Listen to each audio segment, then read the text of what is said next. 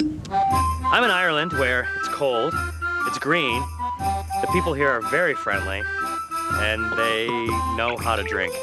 Guinness, whiskey, even Irish coffee has alcohol in it. I haven't drank since last night, and I think I'm still drunk. Yeah, I'm drunk. Yep.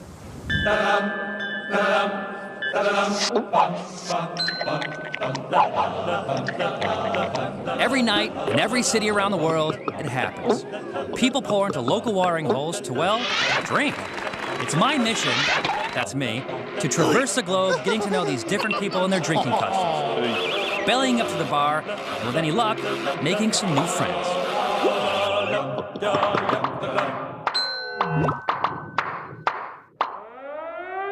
Warning, if you go to Ireland, you will drink Guinness.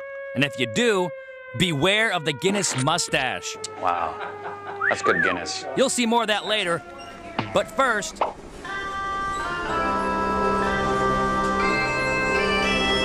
Ireland, where it's not only customary, it's practically your patriotic duty to consume Guinness beer and Irish whiskey. Give us 2 large Jamesons as well, will you? Oh, good heavens. But let's be honest, I can get those drinks in the States, and just about anywhere else in the world for that matter. But I'm in Jamaica, I don't think I'm gonna drink Guinness. Why do you guys drink so much Guinness? Slow check. There's just something different about drinking them here. In Ireland, the way they're meant to be consumed. There you go, sir. Cheers. What's the perfect glass for drinking Irish whiskey? I've cut the cheese many times, but never cut glass. What's the perfect pour when it comes to Guinness? Well, just a bit more. Did I do that wrong? Yeah. Just... And my favorite, things you need to know how to say when drinking here. Slouch up. All right, sloucha? Prepare to be indoctrinated into one of the world's most renowned drinking cultures. Whiskey's drinking effect. When we go 3 sheets in Ireland. I begin my Irish drinking bonanza in the town of Galway, where I'm greeted by a guy I'm calling Galway Joe. This tower here, that's the edge of the old city. Oh, wow. He's a member of the town council. There's always something happening here. You get a very big tourist population here in the summer. And you guys, people singing, Oh yeah, serenading, it's wonderful. that's they are, yeah. Those guys have been practicing. Wonderful. They just, all they do is sing. That's a big tradition in Ireland. It's busking. We call that busking. Yeah. And you'll He's see it, not sober though, Joe, is he? Oh, he's sober, but he's not very good. If he was drunk, he'd probably be better. Oh, all right. I think if I was drunk, he'd be better. But it's a big tradition to have festivals here in a lot of the cities in Ireland for busking on the street. Another big tradition in Ireland is Guinness beer, and I'm eager to learn more about it. Which brings us to Freeney's? Queenies. Freeney's. Where's the entrance? Right here? Just right here. Thank you. Should we? Come on in. Jeez, we're not that patient usually to get into the Take a new pub. entrance. Okay. We usually have our race to get in. All right. This is Freeney's now. This is one of the great old pubs of Galway. All right.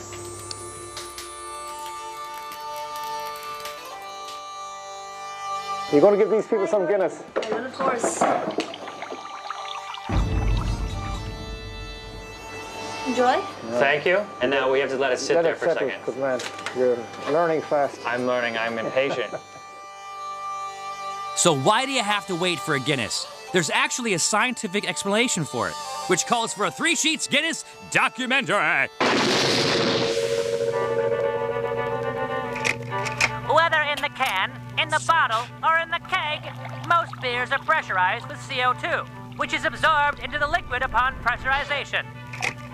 When the pressure is released, the CO2 is released from the liquid, causing fizziness. However, Guinness is pressurized with a mix of only 25% CO2 and 75% nitrogen. Nitrogen is not as easily absorbed into the liquid as CO2. Therefore, when the pressure is released from the nitrogen pressurized Guinness, there is less fizziness, causing a much creamier head that is slower to settle. All right, enough beer chemistry. Time to see how to pour one of these things, which takes time. Almost 2 minutes from first pull to first sip. Let's start the clock. It's a 2-stage process. First, stage 1. And then usually you kind of have chit chat, right? Like Oh, of talk course, to people yeah. in the bar, say, how you guys Whatever doing? you like. Taking 300 or 400 orders, but Yeah. Yeah. And then what did you know, That's good. is that good? It's good. I didn't mess it up? No, you're fine. Leave there You want one to too? Sure, let me help you out. Sure, hold on one second. Come here often, do you? Ah, Great. see? Perfect. Great, fantastic. Oh, hi folks at home. Pour myself a nice little Guinness here. Well, just a bit more. Did I do that wrong? Yeah. Just... There you go. How's that? That's fine. And It's important too not to have any, as they call them, frog's eyes on the top. whoa! Like those. Yes.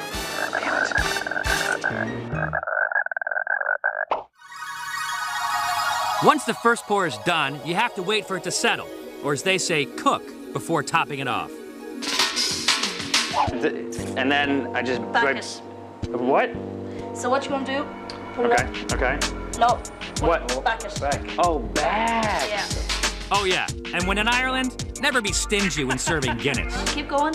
Oh, No more? pint. Okay. All right, another bit. another bit. What, more? Oh, yeah. The man is paid for it. You got to fill it to That's the it. top. That's it. Perfect. Good heavens. According to the Guinness Brewing Company, a Guinness is ready for consumption 119.5 seconds after the first pour.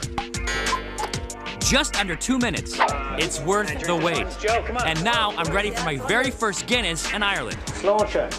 What? Slóinte is the Irish for cheers. Slóinte. Slóinte. Spell it. S-L-I-N-T. Slóinte. Slóinte. It means you're good health. Thank you. 2-2. Slow. Okay, time for fun with Irish phonics. Repeat after me. Sláinte. Congratulations, you're learning fast. Now remember that, because the toasts only get more complicated from here. Our super dark, nitrogen pressurized, slow poured beers totally hit the spot. That's good Guinness. In fact, That's I excellent. could go for another. And I'm not worried about the calories. Because even though a lot of people think this is a meal in the glass, as far as beers go, it's quite low in calories. In fact, a 20-ounce Imperial pint of Guinness contains 198 fat-free calories. That's fewer calories than most popular American beers. Yeah. Slóinte. Thank you. Here, you're supposed to click. Oh, Slóinte. cheers. Slóinte. Be good. Okay, on to the next bar, a place Joe is closely tied to. We lived over the shop when I was born. No way. That's amazing. You see this? This goes back to 1649. Wow. It's called the King's Head Pub. Some of my ancestors lived here. Wow. It was called the Old Malt. Lived where? Here? They lived in this pub, yeah. They grew up here. Wow. But wait, but it Back wasn't. over 100 years old. But it wasn't a pub at the time. Oh, well, yeah, they would have lived over the pub. Okay. That's quite a common thing in Ireland. So they You see lived up- they would lived upstairs. Oh, yeah. The family would live overhead. Something else that's common in Ireland, the famous black and tan. Or is it? Now, I don't know about you, but as an American, I reckon a black and tan ought to have a lighter lager top beer on the bottom, with a little Guinness poured slowly over the back of a spoon, leaving a little Guinness on the top, and maybe a cute little shamrock or something for good luck. In Ireland, on the other hand, a black and tan varies from place to place, not only in appearance, but also in name. Black and tans, yeah, we call them special. A pint is special. A pint special. Yeah. Here you fill a pint almost all the way to the top with Smithwick's Irish Ale. Yes, it looks like Smithwick's, but it's actually pronounced Schmidt's. And then what do you do for if you make it a special? You just put a small bit of Guinness. Oh, really? It's nothing spectacular. Oh, I exciting, see. It's just, you give it a few seconds to settle. All right, so it's just you give it a creamy top rather than your bubbly lager top. So the next time you're drinking in Ireland, don't go thinking you know what a black and tan is just because you drank a bunch of them back home on St. Paddy's Day. Galway Joe and I tossed back our fair share of specials before closing time. But this is just the beginning of my Irish drinking excursion. I got big plans for tomorrow. First day in Galway, huh? Yeah. Can't last the pace. Joe, I had fun. Thanks, man. Good, good. Coming up, see if I can talk this guy into letting me design my own customized Irish whiskey drinking glass. I think a third grader could do better than me. Then I go native in a rural bar where English is the second language. Seal Father, it's Boston 80. Will they warm up to a yank with a thirst for new drinking buddies? I have no idea what I'm saying. I'm just gonna drink. That'll definitely make it to the Day 2, Galway, Ireland. It's an Irish frog of some sort. Galway is famous for the making of world-class crystal. Why would I, Zane Lamprey, host of the world's coolest drinking show, care about crystal? Because a good drinking glass is important. In fact, a good Irish whiskey drinking glass, when in Ireland, is even more important. So I'm off to Galway Crystal to get me my very own customized whiskey drinking glass. Before I can get my glass, I need to explain the nature of this show to my drinking guide, Emma. You know, this show's called Three Sheets. To the wind? Yeah. And do you know what that means? Yeah, I think it's very good that they got you to present it though, because you I don't know if you know what it means. Three sheets to the wind. Yeah. But do you know where it comes from? It means you're a bit kind of. She might not quite get the concept of the show, but she knows exactly the type of drinking glass I need. DOF, double old fashioned. Double old fashioned. Yeah, so that you can get double the amount into the one glass. To drink more. Yes.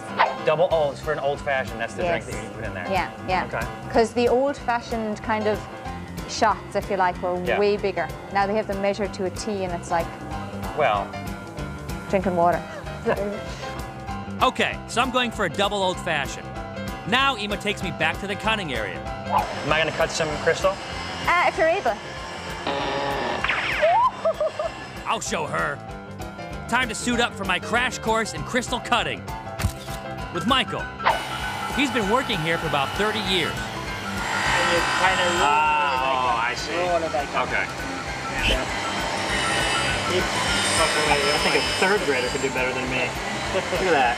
This is yours. Yeah. And this is mine. Yeah. I suck. That's so bad. Okay, cutting crystal's not something you learn in a day. But I do have a cool idea for a glass.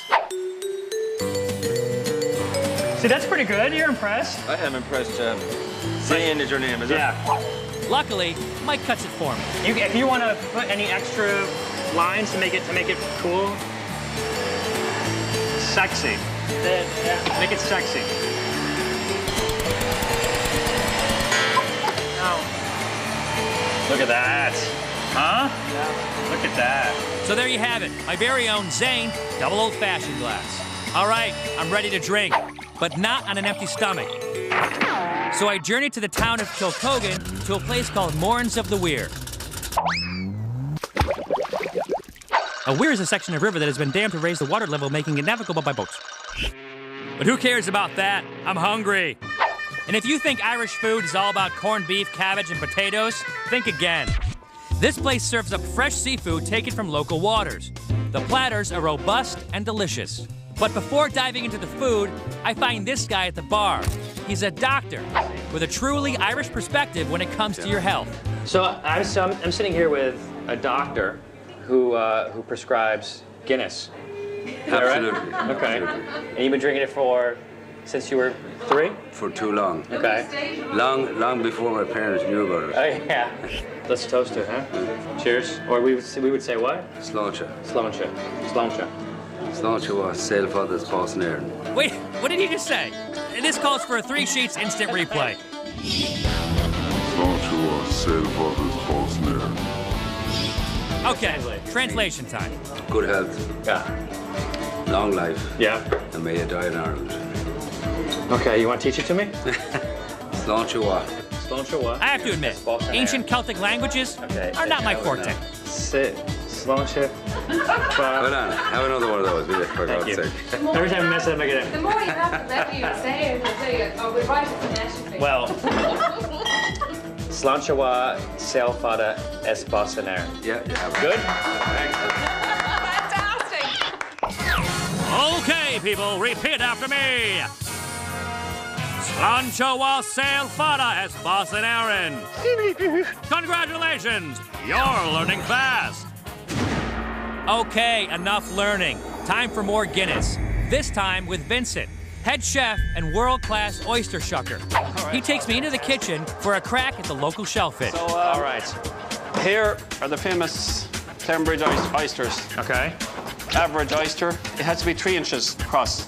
Oh, okay. To serve, yeah. You push the blade in with your fingers. Okay. And up. Keep it up. There's your oyster. Let me see the scars. You have any scars? I don't have a few scars. Well, the knife went in there and came out the other side. Oh. A few scars. My turn. There's the knife. Get a nice one for you now. Hold on. There you go. So get it in the palm of your hand. You have a small enough hand, have you? Well, I got lady hands. Is that what you're saying? Yeah. Okay. Right here? Yeah, you've got to push it in, yeah? Push it in with your fingers. Okay, let me get it. With your fingers, yeah? It hurts right there. Straight in. This is where I get hurt. No, you won't get hurt. I'm sure you're well insured. Oh. There you go. Done. That's a perfectly open oyster. I lost a thumb, but I got an oyster out of the day. See what help me. Nice? Oh my God. Honestly, that is better than oysters in the States. Good. More oysters, more Guinness, and all is good. I've literally had what the doctor ordered. I've experienced the ultimate Irish seafood. I've shucked with the master. It's with your fingers here. I'm trying so hard. But I need more. Something more old school, more rural, not so touristy. So I travel even further off the beaten path to the town of Spittle. A place that is exactly what I'm looking for. It's called Ty Hughes. No tourists, no shenanigans, authentic Irish drinking. Down to the people speaking in Irish. I've been warned that in these rural Irish pubs, outsiders aren't so welcome. But as soon as I walk in, the people here prove that theory wrong. Everyone is friendly and happy to talk to me, even in my language. I realised when I was about 4 that there were 2 languages. Although I understood English, I didn't see it as a different language. I just couldn't speak it. Right. What used to happen is we'd arrive at school in the playground and be mostly Irish. But what happened then is there'd be 2 or 3 people back from America, or like the parents would come home from America, from England, and all that kind of thing. And they wouldn't have Irish. So the only choice then would be to speak English to them. So everybody would change to English when they'd be around. So the school that would be here still would be taught every study taught in Irish. Yeah, we used to get extra points for doing your subjects in Irish. Now I try to earn some extra points by sharing with him the Irish toast that the doctor taught me earlier. Read it for me. It seems to be a pretty popular one, but he says he's got one that's even better. Children, you better leave the room for this one. Oh, I love that one. Dear God. You don't have a notion what I just said? I have no idea what you just said. I said sláinte rudan, the health of the salmon. Okay. Budmore, a large penis. Agus Boston-Airy, a death in Ireland. Wow. Yes. Okay, ladies and gentlemen. Sláinte Vedon, Budmore as Boston-Airy. Now your turn. Congratulations! Now, if you ever go drinking in Ireland, say that out loud, and you'll either be the coolest tourist in the room, or someone might slap you. Speaking of getting slapped, coming up, the ultimate showdown. Irish whiskey versus Scotch whiskey. Them's fighting words around here. Plus, why whiskey makes a cup of coffee in these parts a real zinger.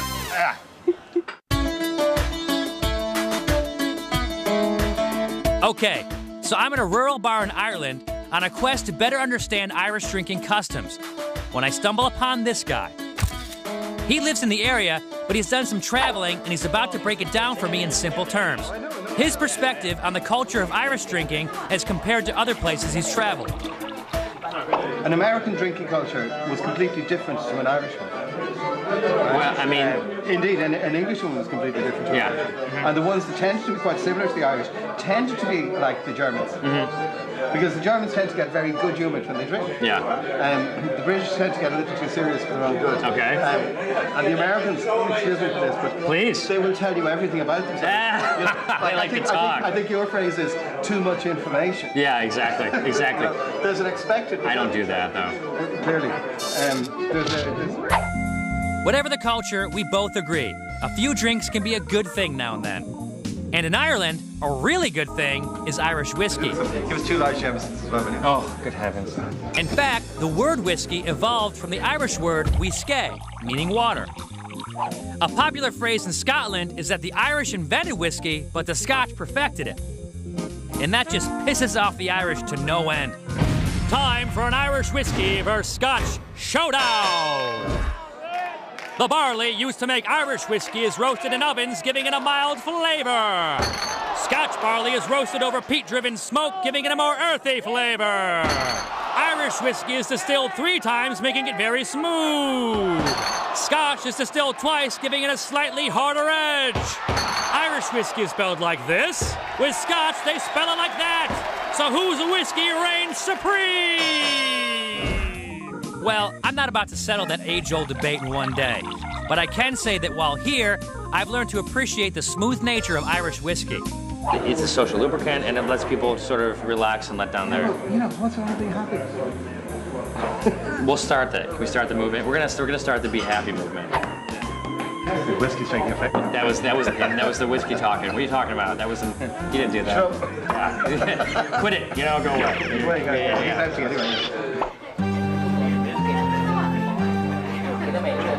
Well, I'm definitely happy, mainly because I've gotten to the essence of what it means to drink in Ireland.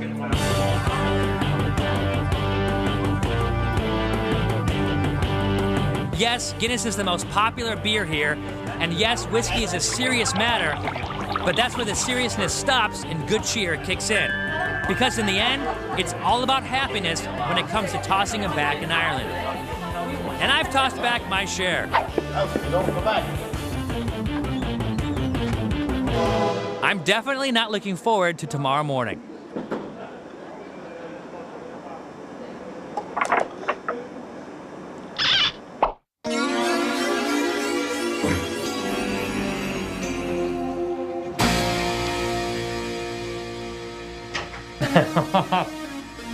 Oh, wow, it's so good to see you guys. I have a hangover. And to make it worse, look, I have a guy jackhammering.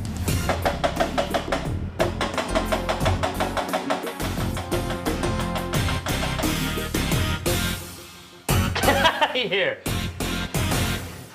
The jackhammers are doing nothing for my recovery.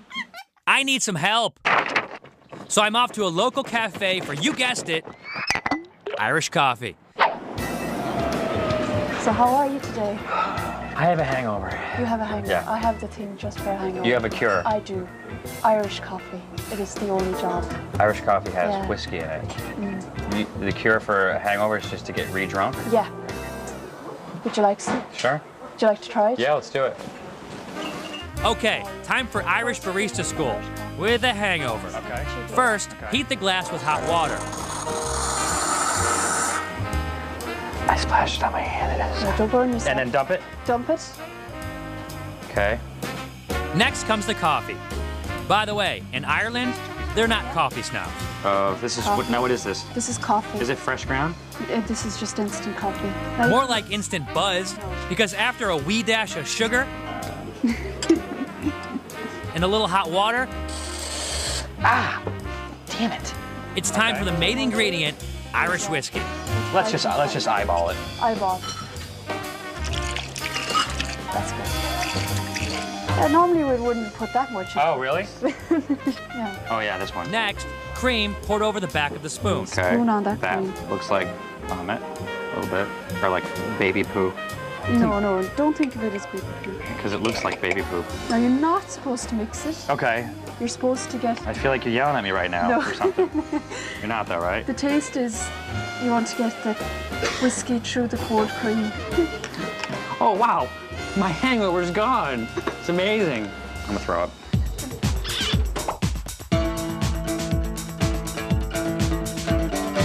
Okay, so it was a rough morning. Who cares? It's not every day you get to experience two widely international drinks and the way they're meant to be consumed by the people who invented them. Oh, that is warm. I learned some cool toasts. Sláinte. Sláinte. Sláinte, yeah, there we go. I learned that in some parts of Ireland, a black and tan is, well, brown. Oh, really? I also got a really cool double old-fashioned. To drink more. But most important, I got to the essence of what drinking in Ireland is all about. Wow. Good health. Yeah. Long life. Yeah. And may you die in Ireland. Happy is definitely the right word for the people who I've encountered. And now that I've experienced the drink, I gotta go. I think I see a pot of gold over there. Let's go. I don't usually get the giggles. You are funny. Okay. Right.